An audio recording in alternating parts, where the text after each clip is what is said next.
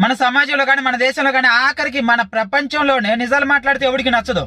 ఆచి తూచి నటిస్తూ సమాజానికి అంటే దేనికి టయానికి తగ్గట్టుగా అబద్ధాలు మాట్లాడుకుంటా నటిస్తూ వెళ్ళే వాళ్ళకి, అలాంటి వాళ్ళకి మంచి జరుగుద్ది. అలాంటి వాళ్ళే సమాజంలో మంచి వాళ్ళగా పేరు పొందుతారు అనమాట.